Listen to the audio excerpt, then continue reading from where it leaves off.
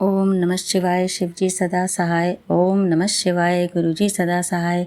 ओम नमः शिवाय शिवजी सदा सहाय। ओम नमः शिवाय गुरुजी सदा सहाय। जय गुरुजी, शुक्राना गुरुजी, अनंतम अनंतम कोटि कोटि शुक्राना शुक्राना शुक्राना मेरे गुरुजी महाराज का। हर दिन का, हर पल का, हर सांस का शुक्राना। जो दिया उसका शुक्राना, जो नहीं दिया उसका शुक्राना, जो देंगे उसके लिए भी अनंतम अनंतम कोटि कोटि शुक्राना मेरे गुरुजी महाराज। और शुक्राना मेरी प्यारी प्यारी संगत का। संगत जी, काफ़ी टाइम से मैंने सत्संग नहीं किया था, तो उसके लिए मैं क्षमा चाहूँगी अपने पूरे संगत परिवार से और अपने गुरुजी से भी। और सत्संग तो डेली ही करना चाहिए, ये मेरा अपना भी कहना है। लास्ट टाइम भी मैंने कहा था, चाहे आपकी लाइफ में चाहे डेली सत्संग होते ही हैं, हो रहे हो नहीं हो रहे हो, गुरुजी का नाम सिमरन तो डेली ही करना चाहिए, शुक्राना हमेशा करना चाहिए। तो वो तो मैं मन से करती हूँ शुक्राना अपने गुरुजी महाराज का, लेकिन सत्संग नहीं कर पा रही थी, उसके लिए मुझे क्षमा कीजिएगा संगत जी। संगत जी, कई बार हम ये सोचते हैं कि कोई बड़ी चीज़ हो, कोई बड़ा काम हो हमारी लाइफ में, तो बड़ा सत्संग हो तब हम शुक्राना करें, तो वो चीज़ ठीक नहीं है। और छोटे छोटे संगत जी, छोटे छोटे संगत सत्संग तो मेरी लाइफ में डेली ही हो रहे हैं, आगे भी होंगे। तो मैं वही आपको शेयर करने वाली हूँ। और गुरुजी मेरी वाणी में बैठ के वही बुलवाएंगे जो बिल्कुल सही है। और वैसे भी जो भी हमारी संगत है या हम हैं जो गुरु जी से जुड़ जाते हैं, वो झूठ तो खैर बोलते ही नहीं हैं, वो अपने आप में एक बड़ी बात है। और ये हुआ था कि काफ़ी टाइम से जैसे जानवरों के प्रति मेरा ज़्यादा ही लगाव है संगत जी। और जब से मैंने अपनी 2 कैट आई थी मेरे घर में, लूसा और कोको नाम की, तो उनके जाने के बाद कुछ ज़्यादा ही मेरा लगाव हो गया है जानवरों के प्रति। जानवरों के प्रति लगाव मेरा स्टार्टिंग से ही था, बचपन से ही था। और लेकिन इतना ज़्यादा ऐसा नहीं था कि एक बहुत ज़्यादा जिसे अटैचमेंट बोलते हैं, बिल्कुल अपने बच्चों की तरह। तो वो चीज़ मेरी अब बहुत ज़्यादा बढ़ गई है। तो अगर मैं किसी को भी जैसे रास्ते में जानवरों को चोट पहुंचाते हुए या उनके लिए अपशब्द बोलते हुए सुनती हूँ ना संगत जी, तो मुझे बहुत दुख होता है और बहुत बुरा लगता है। और मैं झट से, जैसे एक बच्चा अपनी माँ को कंप्लेंट करता है, मैं वैसे अपने गुरुजी को कंप्लेंट करती हूँ कि गुरुपा इन्हें सद्बुद्धि दो, ये क्यों इस तरह से गाय को या बिल्ली को, कुत्ते को या किसी को भी, पक्षी को ऐसे इतनी निर्दयता से मारते हैं उसको, और इवन गाली तक भी देते हैं। तो ये सारी चीज़ें बहुत गलत हैं। तो मेरा पूरे संगत परिवार से हाथ जोड़ के विनम्र प्रार्थना है कि आप लोग भी अगर किसी को इस तरह से करते देखते हैं तो उन्हें ज़रूर समझाइएगा, और अपने घर में भी अपने बच्चों को यही शिक्षा दीजिएगा कि किसी को भी हमें टीच नहीं करना है। जितना हो सके अच्छा कीजिए, उनके लिए पानी रखिए, खाना रखिए, और अगर वो दुख में है, पीड़ा में है, तो उनका साथ दीजिए। और अगर ऐसा आप नहीं भी कर पा रहे हैं संगत जी, अपने बच्चों को बोलिएगा तो कम से कम उन्हें गाली दे के ना बात करें उनके साथ, उनको दुख ना दें, कष्ट ना दें, पीड़ा ना दें, उन्हें मारे ना। तो अगर हर एक संगत परिवार और हर एक घर अपने बच्चों को इसी तरह से समझाएगा, गाइड करेगा, तो मुझे लगता है कि ये सारी चीज़ें धीरे धीरे कम हो जाएंगी। जानवरों के प्रति जो गुस्सा होता है बच्चों के मन में या बड़ों के मन में भी। और मैं ये कहने वाली थी संगत जी, कहना चाहती हूँ कि काफ़ी टाइम से मैंने बताया था आपको कि लास्ट टाइम भी बताया था कि कबूतर मेरे बालकनी में आने लग गए हैं। और पहले मैं कुछ भी नहीं रखती थी, फिर भी वो आते थे। तो धीरे धीरे मैंने उनके लिए बाजरा रखना, चावल रखना, छोटे छोटे जो चावल के कण होते हैं वो चीज़ रखनी शुरू की। तो अब वो पहले 2 या 3 आते थे, अब काफ़ी मात्रा में आते हैं, मुझे बहुत अच्छा लगता है। और इन दिनों कौवे भी आने लगे हैं। पहले एक कौवा आता था और वो अपनी मर्जी से आता था। अब क्या है कि वो 3-4 कौवे खुद से ही आने लग गए हैं। और इतनी मतलब मेरे लिए ये बहुत खुशी की बात है, और बहुत मतलब मेरे को बहुत अच्छा लग रहा है ये चीज़ सोच के कि थोड़े थोड़े मैं रोटी के टुकड़े या कुछ जैसे उन्हें देती हूँ, तो वो आते हैं और अपने आप खा के चले जाते हैं। लेकिन अभी 10-15 दिन से, और अगर मैं कहूँ आधा मतलब 1 महीना हो ही गया है, अगर मैं ये बोलूँ तो वो क्या करते हैं, टुकड़े पड़े होते हैं रोटी के या मटरी के या किसी भी चीज़ के, तो वो खुद से नहीं खाते हैं संगत जी। मैं आपको बड़े ध्यान से इस चीज़ को सुनिएगा, वो खुद से नहीं खाते हैं, और क्यों नहीं खाते हैं ये मुझे भी नहीं पता। वो आवाज़ लगाते हैं बालकोनी से पहले, और बहुत ज़ोर ज़ोर से आवाज़ लगाते हैं, और जब मैं उनको अपने हाथ से देती हूँ ना संगत जी, तब वो उस चीज़ को खाते हैं। और ये मेरे लिए बहुत बड़ी बात है कि मुझे मतलब बहुत अच्छा लगता है कि वो मेरा वेट करते हैं, मुझे बुलाते हैं, मेरे हाथ से खाना चाहते हैं। तो ये मेरे लिए बहुत एक तरह से मैं बोलूँ तो परम सौभाग्य की बात है, वरना कौवे तो एकदम देखते ही उड़ जाते हैं, और हाथ से कोई मेरे ख्याल से नहीं खाता है। और खाता भी होगा किसी के हाथ से, मैं कह नहीं सकती हूँ। मैं किसी चीज़ को एकदम से यही सही है ऐसा नहीं बोल सकती हूँ। हो सकता है कि काफ़ी संगत परिवार ऐसे होंगे जिनके हाथ से कौवा भी खाता होगा। तो वो क्या करता है, कभी कभी जब मैं नहीं जा पाती हूँ, कोई कारण होता है, बिज़ी हूँ या नहीं मुझे पता चला बाहर हूँ, तो वो उठा के ले जाता है रोटी का टुकड़ा। अदरवाइज़ वो बहुत देर तक मेरा वेट करता है, कम से कम वो 10 मिनट तक, 15 मिनट तक बोलता रहता है, और जब मैं जाती हूँ उसको अपने हाथ से रोटी का टुकड़ा देती हूँ, खिलाती हूँ, तब वो खाता है। वो चीज़ मुझे बहुत अच्छी लगती है। और एक चीज़ और मैंने लास्ट टाइम भी शायद बताया था आपको कि गुरुपा से मैंने काफ़ी टाइम बोला कि मुझे मेरी कोको दिखा दो, मेरी लूसा दिखा दो, क्योंकि अब उनका क्योंकि शरीर तो है नहीं, तो वो ऐसे तो मेरे सामने कैसे ही आएंगी। और तो बहुत मतलब मैंने दुखी मन से उनको बोला अपने गुरुपा को, तो मेरे गुरुपा ने मेरे को 3-4 बार मेरी कोको भी और मेरी लूसा भी सपने में दिखा दी हैं। और वो सपने भी मुझे सुबह कब आते हैं, 4 बजे, 3 से 4-5 बजे के बीच में। तो मेरे गुरुपा मेरी इतनी सुनते हैं और इतनी सुनते हैं संगत जी, मैं क्या बताऊँ आपको।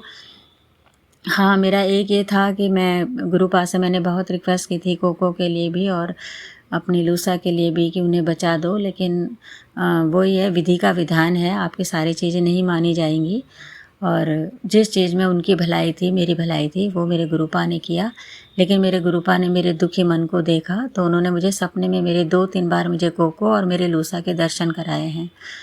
और मैंने कई बार अपने गुरुपा से ये भी बोला कि मुझे सपने में ही सही, मुझे मेरे दोनों भाई जो अब इस दुनिया में नहीं हैं, मेरी मम्मी और मेरे पिता समान मेरे जीजाजी, जो मुझे बिल्कुल एक पिता के समान मुझे प्यार करते थे, मेरा ध्यान रखते थे, वो भी इस दुनिया में नहीं है। तो मैंने अपने गुरुपा से बहुत प्रार्थना की, मैं रोई कि मुझे कम से कम सपने में उनके दर्शन करा दो। तो ये सब मुझे सपने में मेरे गुरुपा ने इनसे मुझे मिलवाया, दर्शन कराए संगत जी। तो मेरी बात का आप यकीन कीजिएगा, और कर भी रहे होंगे, क्योंकि मेरा पूरा संगत परिवार जानता है कि संगत कभी झूठ नहीं बोलती है, और गुरुपा की संगत तो डेफिनेटली। तो मेरे गुरुपा ने मेरा इतना ध्यान रखा, और मेरी छोटी छोटी बात का मेरे गुरुपा अभी भी ध्यान रखते हैं। कई बार मैं कई चीज़ बोल पाती हूँ, कई चीज़ नहीं भी बोल पाती हूँ, सोचती हूँ पता नहीं गुरुपा करेंगे नहीं करेंगे, या क्यों गुरुजी को परेशान करूँ, बहुत सी चीज़ें दिमाग में आती हैं। पर गुरुपा बिना कहे भी मेरी बहुत सी चीज़ें देखते हैं, समझते हैं, और मेरे लिए जो सही होता है वो करते हैं। तो संगत जी, ये था जो मुझे बताना था। और हाँ, और कई बार क्या होता है कि बीच में कई बार मन बहुत अशांत होता है बहुत सी चीज़ों को लेके, क्योंकि हम इंसान हैं, तो कई बार हो जाते हैं, विचलित हो जाते हैं, बहुत मन सोचता है और अधीर हो जाते हैं। तो वो सिचुएशन से भी गुरुपा चंद मिनटों में एकदम से निकाल देते हैं। और हम बोलते हैं कि हमारे घर में कई बार, जैसे हमारे मन में, आपके मन में भी आता होगा, जैसे मेरे मन में भी आता है, पूजा करते करते मेरे मन में आता है, आपके मन में भी आता होगा कि हम पूजा पाठ कर रहे हैं, भगवान हैं, अभी सुन रहे होंगे, भगवान मुझे देख रहे होंगे, गुरुजी सुन रहे होंगे, देख रहे होंगे या नहीं, ऐसी बहुत सी चीज़ें आती हैं। तो वो क्या होता है, वो जोत बहुत ऊंची ऊंची उठने लग जाती है। मेरे साथ ऐसा होता है संगत जी, वो जोत उसी वक्त उसी पल बहुत ऊंची ऊंची उठने लग जाती है, और एकदम से इधर उधर ऐसे हिलने डुलने लगती है। वो एक तरह से मुझे एक ऐसा देवी देवताओं की तरफ से, मेरे पितृदेवों की तरफ से और मेरे गुरुजी की तरफ से मुझे वो एक संकेत होता है कि हाँ, तो पूजा में बैठी है और हम सब तुझे देख रहे हैं, सुन रहे हैं, तेरी प्रार्थना को भी हम सुन रहे हैं, और हम हैं साक्षात यहाँ बैठे हैं, चिंता मत कर। तो संगत जी, मैं उस वक्त मतलब मुझे इतना अच्छा लगता है, मेरा मन इतना खुश हो जाता है, मैं आपको क्या ही बताऊँ, आप समझ सकते हैं कि मुझे उस वक्त कैसा लगता होगा। और कई बार क्या होता है कि कई बार मेरा मन अपने आप ही बिना किसी कारण के इतना खुश होता है, इतना खुश होता है, दिमाग एकदम शांत होता है, एक शांति सी मुझे अपने अंदर महसूस होती है। और बहुत सी चीज़ें नहीं होते हुए भी मुझे आभास होता है वो मेरे पास हैं और वो आएंगी, मेरा ये काम होगा और ज़रूर होगा। और मन अपने आप ही खुशी से झूमने लगता है, सारे दर्द, दुख, कष्ट, जो भी शारीरिक पीड़ा होती है वो सब अपने आप ठीक हो जाती है। और ये सिर्फ एक कुछ पल की बात नहीं होती है संगत जी, ये कई बार एक एक दो दो महीना ये चीज़ मेरे साथ चलती है। तो उस वक्त जो मुझे एहसास हुआ या जो मैंने माना संगत जी, वो ये कि देवी देवताओं का, पितरों का, गुरु जी का साक्षात वास है मेरे घर के अंदर। क्योंकि अपने आप अगर मन प्रफुल्लित होता है, खुश होता है और आपको बहुत सी चीज़ें आपके पास नहीं हैं और वो हैं आपके पास होने का एहसास होता है, वो होने वाली हैं और वो ज़रूर डेफिनेटली होंगी, ये होने का एहसास अपने आप मन से आता है, होगा, वो चीज़ आवाज़ अंदर से आती है संगत जी, अपने आप आती है। और मेरे गुरुपा मुझे देखते हैं और बार बार मेरे को देखते देखते ऐसा ही कहते हैं कि बिल्कुल तू निश्चिंत हो जा, तू शांत रह, मैं हूँ तेरे साथ, तेरा हाथ मैंने थामा हुआ है। ये सारी चीज़ों का मुझे आभास होता है। तो संगत जी, आप भी ये सोच लो कि जब भी आपका मन खुश हो, प्रफुल्लित हो और आपको ऐसी चीज़ों का आभास हो, मन आपको हल्का लग रहा है, शरीर आपको हल्का लग रहा है, हर चीज़ अच्छी लग रही है, तो समझ लो आपके बहुत घर में पितरों का, गुरुओं का, गुरु जी का और हमारे देवी देवताओं का वास डेफिनेटली है। और जो भी आपको चाहिए वो आपको मिल रहा है, मिल गया है या मिलने वाला है, डेफिनेटली मिलेगा। तो यही सारी चीज़ें मुझे आपके साथ अपने अपने संगत परिवार के साथ शेयर करनी थी। और क्योंकि हमारा संगत परिवार दूर दूर बैठा है, हमें नहीं पता वो कहाँ बैठा है और हमारे घर कब आना होगा, कब हम सत्संग कराएंगे, कब हमारी उनसे भेंट होगी, ये सारी चीज़ें हैं, अभी होंगी ज़रूर, ऐसा नहीं है, मेरा मन मानता है। और तो ये चीज़ें हम अपने सत्संग के थ्रू ही अपने संगत परिवार तक पहुंचा सकते हैं। और मैंने जैसे कि लास्ट टाइम भी कहा था कि जब भी मैं रोड पे निकलती हूँ तो एक मुझे डर सा लगा रहता है, इधर से गाड़ी ना मार दे, उधर से गाड़ी ना मार दे, क्योंकि जिस तरीके की आजकल घटनाएं हो रही हैं, तो उस चीज़ से भी गुरुजी क्या होता है मेरे साथ अंग संग चलते हैं, कभी बटरफ्लाई रूप में चलते हैं और कभी अपने आप ही मुझे एहसास होता है कि मेरे गुरुपा मेरे साथ हैं, तो मैं बिल्कुल निश्चिंत होकर अब चलती हूँ। पहले मेरा मन बहुत डरा रहता था, अभी भी कई बार डरता है, लेकिन जैसे मैंने घर से पैर बाहर निकाला तो अपने आप ही गुरुजी का मुझे प्रोटेक्शन मिल जाता है। और कई बार गुरुजी के नंबर की गाड़ियाँ 777, 111, 999 इस तरह की मुझे एंजल नंबर दिखते हैं, गुरु के नंबर दिखते हैं, तो अपने आप एहसास होता है कि गुरुपा कह रहे हैं निश्चिंत होकर चल, डरने की बिल्कुल ज़रूरत नहीं है। और अभी हम 3-4 दिन पहले अपनी बेटी से मिलके आए हैं पंजाब में, मैं, मेरे पति, अंकल, मेरा बेटा। तो रास्ते में भी हमें ट्रेन में कोई ऐसा कुछ असुविधा नहीं हुई। गुरुपा को हम अंग संग लेके जब भी पैर बाहर निकालते हैं, लेके जाते हैं, तो हमारे गुरुपा हमें बहुत अच्छे से लेके गए, अच्छे से लेके आए और बहुत खुश मन से गए। कोई ऐसी दिक्कत, कोई ऐसी प्रॉब्लम नहीं आई है। और पल पल गुरुपा कभी जोत को एकदम ऊंचा ऊंचा उठा देते हैं, कभी उसको इतनी बुरी ऐसे इतने अच्छी तरह से ऐसे हिलती है जोत, बहुत ज़्यादा मतलब एहसास होता है कि गुरुजी हैं, वो मुझे देख रहे हैं, मेरी बात समझ रहे हैं, सुन रहे हैं। और मैं अपने गुरुपा से बातें करती भी रहती हूँ कि लो गुरुपा आपकी चाय है, लो गुरुपा आपका बिस्किट है, आओ भोग लगाओ, और गुरुजी मैं थोड़ी देर में चाय बनाऊँगी। मतलब ऐसे छोटी छोटी चीज़ें जो हम अपने परिवार में बातें करते हैं अपने फैमिली मेम्बर के साथ, तो वैसे ही बातें मैं अपने गुरुजी के साथ करती हूँ। मुझे लगता ही नहीं है कि मैं घर के अंदर अकेली हूँ, लगता है मेरे गुरुपा मेरे भाई रूप में, पिता रूप में बैठे हैं, तो उनके साथ मैं बात करती हूँ। और पहले जैसे जब मैं नई नई अपनी गुरुजी से जुड़ी थी, 3-4 साल पहले की बात है, तो कभी कभी जैसे गुरुजी को चाय देते समय या उनसे बात करते समय या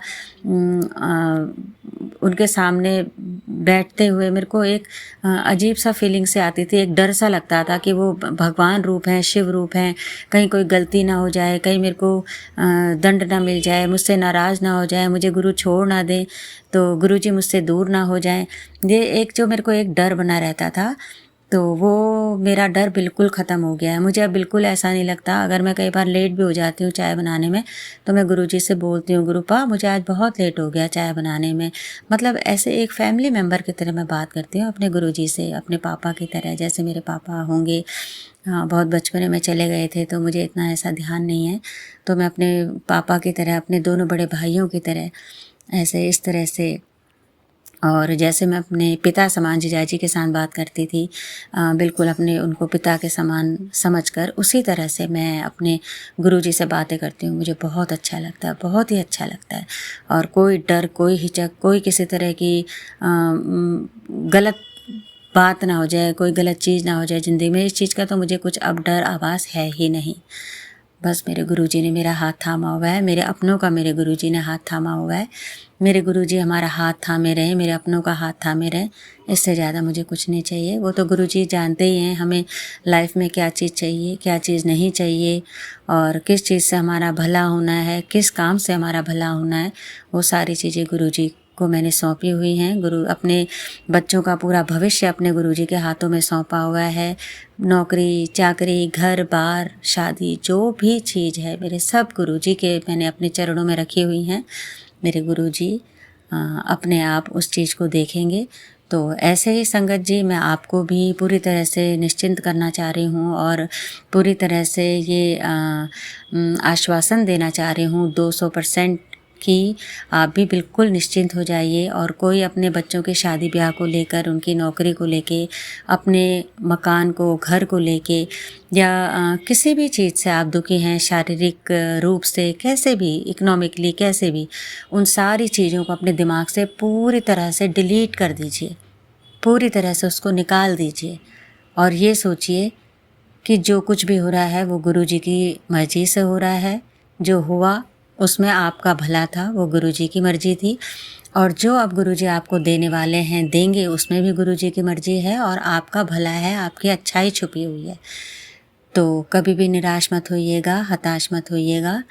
हमेशा अपना गुरु पे और अपने पितरों पर, अपने देवी देवताओं पर, इष्ट पर विश्वास रखिएगा और अपने आप पर विश्वास रखिएगा, अपने विश्वास पर विश्वास रखिएगा। और जो भी मैंने अभी आपको बताया, आपके साथ शेयर किया, चाहे कम शब्दों में किया, मेरा बहुत लंबा सत्संग कभी नहीं होता है। और इतने में ही आप समझ जाइए कि आपकी ये बहन क्या कहना चाह रही है, उस सारी चीज़ को आप समझिएगा।